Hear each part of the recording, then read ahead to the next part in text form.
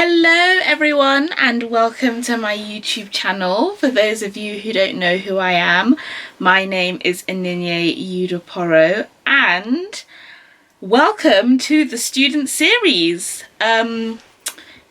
So not having this YouTube channel for a long time, still trying to work out what other extra content people kind of want. Obviously the content from the parents is loved, parents are sending it across WhatsApp, which, if you've not told your mum and dad, send them the videos I make about education. But another thing I remembered is that I'm still a student doing my postgrad in education at King's College London, whoop. But I did my undergrad. I only finished it in July 2019, so still a fresh, graduate. And yeah, honestly, my final year was the most horrific thing that could have ever happened to me, and I'm gonna tell you why. So this came about because I kind of did a post on it on LinkedIn, which, don't know if that's always advisable because that's where potential employees might find you, but I do think we need to talk about our losses as well as our wins. I think everyone says, great, I got a job, great, I got a scholarship, great, I got, all of these great wins, and then no one actually says, I got rejected, or I failed at this, or I did really badly. But I came back from all of that and now look at where I am. And so that's what I'm doing because I wish someone did it for me. I think it would have really helped me at that time. I found it quite therapeutic being forthcoming. I'm not gonna lie, it's taken me a year. That's right, 12 months. 365 days. To really be open and forthcoming about how horrid my final undergraduate year really was. So here we go. Here is the story. So where do I really begin? In fact, do you know what? I'm going to pull up the story, the LinkedIn article, because when you suffer from something so traumatic, you don't even want to think about it again. I get that sometimes. So let me pull up the article on my phone just so I can give you a summary. I'll put a link of the article in the description box below if you want to read about the horror as well as listen to the horror. Then feel free to read and share it. But let me pull it up. 1 second. Lol, that's more than 1 second. Find it. Here we go. So, right. So, quick kind of background so that you understand kind of in comparison to the other years I'd had at university and how great they were, why my final year was such a shock to the system. So my second year, I won the first ever King's College London Student of the Year. Fantastic award, hugely honoured, hugely humbled to have received it.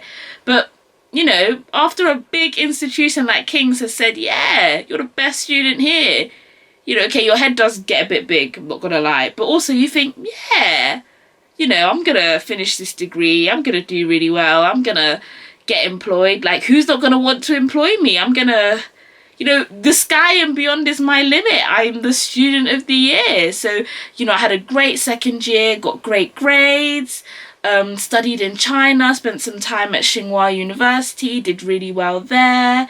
Had really solidified my friendships because first year you'd be doing buddy with everybody and then you work out that a lot of people were not your friends. But yeah, no, had gone through my second year, had some really solid friendships, was some part of some really cool student societies. I think my second year was taken over by the King's think tank. But from that, I developed like great friendships with people. I enriched learning, my business, like that started doing like really, really well. I'd made the website myself. You know, I had a small team of employees that you know, they're incredible. Shout out to you guys. You know, yeah, I traveled. It was just a year that was fantastic. So I finished my second year on a high that was like, I don't think any drug can make you feel that high, for real. I was just like electrified with happiness, you know. Everything was going really well, and then all of a sudden, kaput, like everything started going bad. So I started my final year really, really ill. Like I went on holiday, went on a girls' trip to Barcelona, great trip, but then came back with what I thought was like, you know, a copy of Freshers' Flu, and it never ended. I'm telling you, like my third year, I was just sick. I think even the GP got tired of seeing me. I was just sick to the point, physically, mentally, emotionally, I was sick. Spiritually even, I needed the Lord's redemption. Like, it was bad. And I started my third year sick, and I thought, oh, you know, I'll get better as time goes on. And then I just didn't. Like, I just didn't get better. And I started gaining weight. Girls, let me tell you something. And guys, I'm not actually sure if this happens to guys. But girls, ladies, let me tell you, right? You hit 20 and puberty 2.0 happens. Like, I literally went from being, you know, quite slim, not skinny, but slim, to like, my auntie saw me at the end of second year, and you know how some of these aunties can be. She was like, you're fat. Straight up. I was like, oh, good evening, auntie. So good to see you. She went, you're fat. And I went, wow. So yeah, second year I did a little bit too much enjoyment. Morley saw me far too much. Yeah, it was just mad. But yes, I was sick, didn't really get better, and then that's when everything was going downhill. I got the worst grades in my entire degree in my third year. I'm not gonna lie to you. Like, my third year grades, only the Lord. I think in the article, let me check. I'm very honest. I achieved a grade 42 in one of my essays. A whole Onyinye Udokporo, the King Student of the Year, grade 42. I went from being like a first class Thai 2-1 student to a grade 42. Like, I cannot even believe, like, now, even in hindsight, when I think about it, I'm like, how did that even happen? Like how? In fact, I mean, I didn't put this in the article, because I actually just couldn't put that in the article in it. I couldn't let people think, rah, like, how did she do that? I submitted an essay without a bibliography. I submitted an essay without a bibliography. Not the one that got a 42. I still passed. So, do you know what? I've got it in me, right? I've got it in me. But I submitted an essay without a bibliography. Which, I mean, I still have the essay. Like, let's see how good I have gotten at this editing. But I might include a screenshot. If I haven't, then, you know, forgive me. We're still learning how to do this whole video editing thing. But if I have, I will include a screenshot. You will see that I submitted an essay without a bibliography. That's how rough my third year was. I became that student that was submitting stuff at like 1 second before the deadline. I don't know how it is at other unis, or even at King's. I know other departments have other rules, but if the deadline for your essay, let's say, is 5 p.m. on a Monday, which was for me in my undergrad, and then you submit at like 5:01, that's it. Like, your essay gets capped at 40 or some ridiculous thing. But oh yeah, I was that student that was submitting at 4:59 in my third year. So I was super organized. You know, I was the student that, you know, everyone, I'm not trying to say everyone wanted to be me, that's a bit much. But, you know, I was that exemplar student, you know, the department society president, but I was handing in my essays at 4:59. So don't let this world get ahead of you.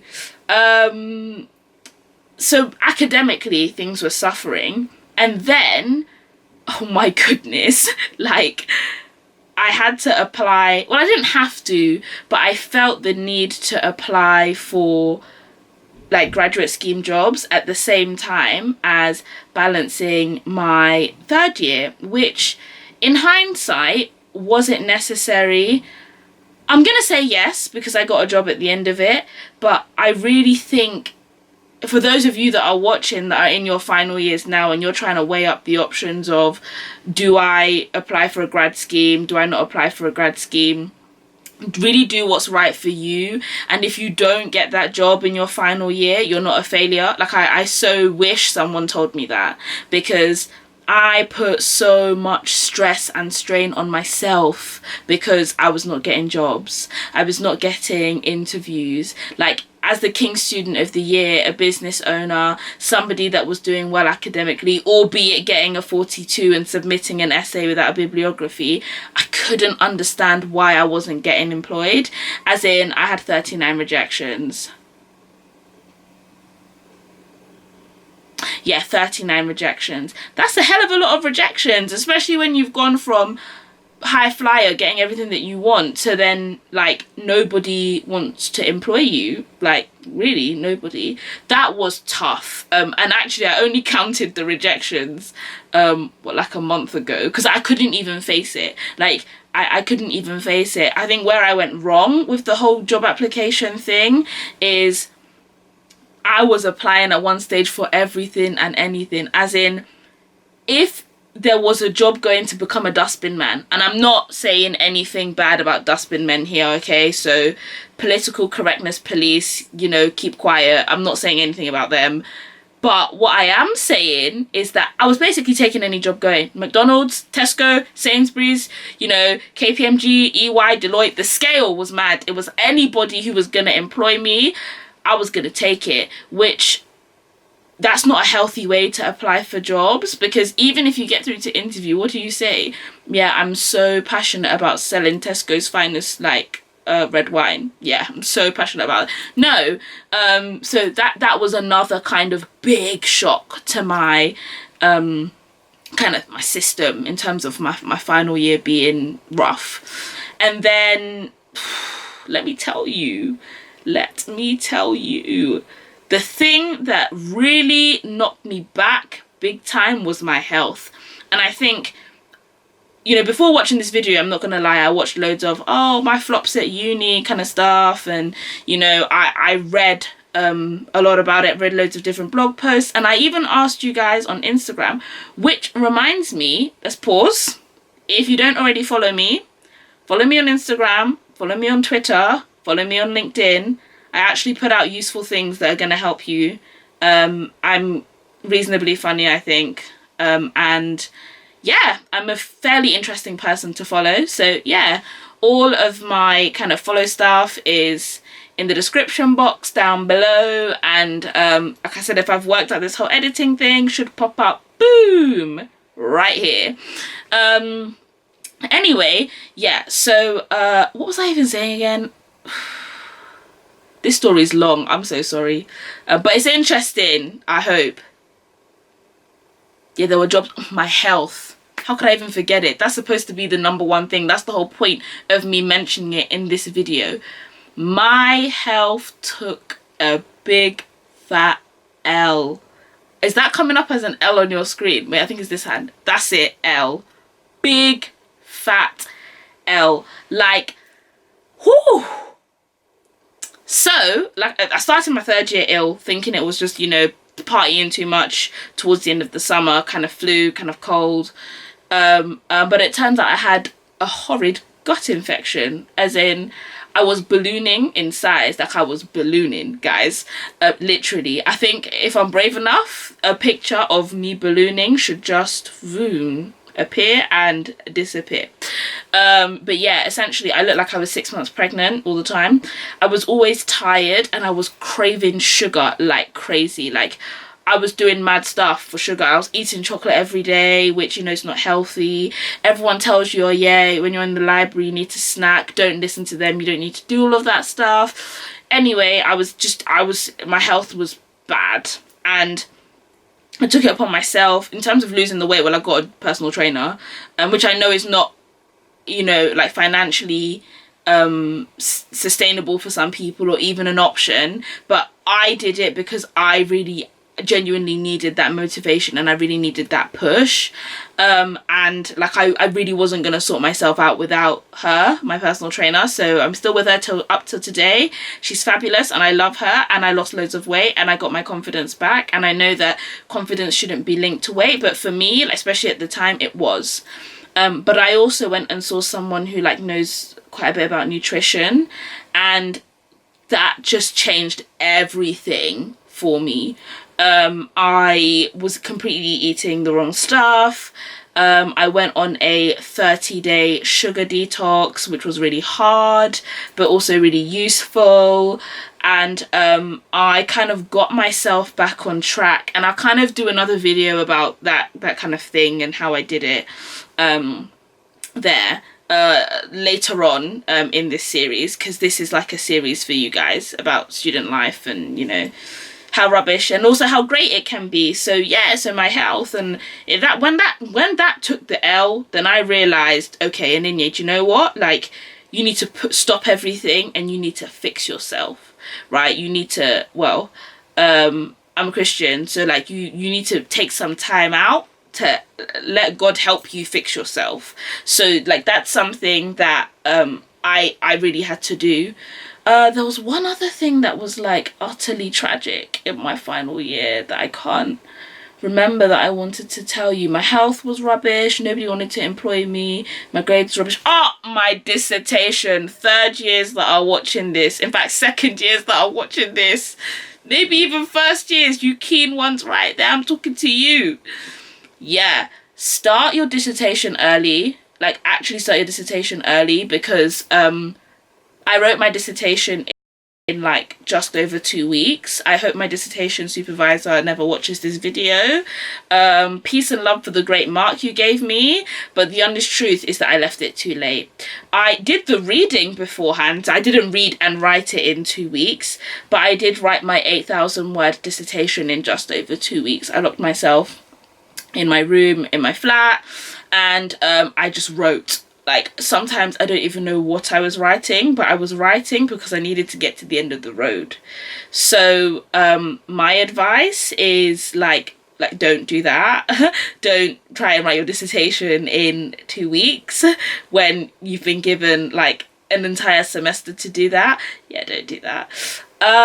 Yeah, and so that's what really happened in my third year. My third year was not glamorous.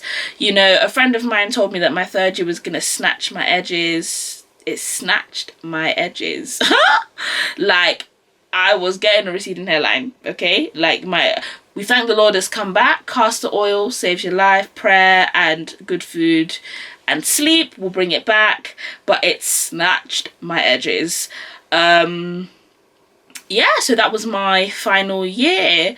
Yeah, I am not going to just kind of put a video about how horrid it was without telling you guys that another video will be coming on kind of what I did to change the situation and the support networks that I used, and yeah, kind of how I gave myself the motivation, because it's one of those things where you have to be willing to get yourself out of that rut. No one else is going to do it for you. You're not going to find someone who can even do it for you. It has to be done by yourself. Of course, people will support you, but they won't do it for you, and there's a big difference between the two. And I learned this the hard way. I did very much learn that in my final year.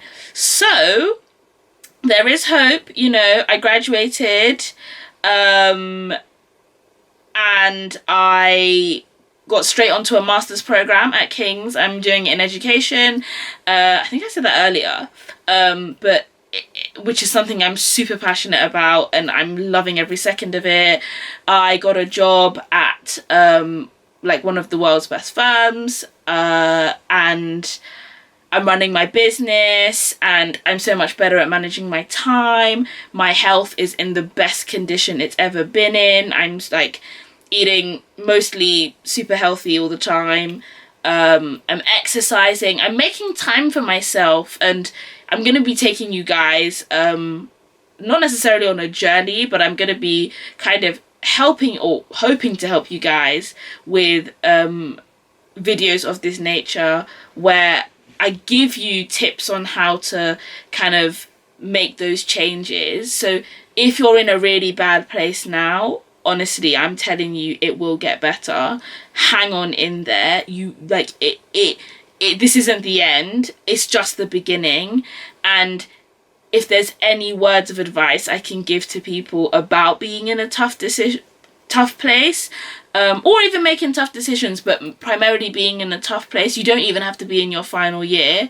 My advice to you is keep going, and see the whole experience as character building, and also see it as an opportunity to really kind of get closer with yourself, like learn about yourself, learn about your body, learn about your needs, learn about your mind, learn about your soul. I know that probably sounds really weird and perhaps a bit hippie for some of you, but I really do think it's really important. We're in a society that asks so much of us, and in order for you to keep going, you have to know how to look after yourself. And that's what my final year taught me. With all the rubbish I went through, and when I tell you sometimes it was rubbish, like one time I lost my key, so I couldn't get back into my flat, and I walked across Waterloo Bridge in tears 4 times in the rain, like without an umbrella.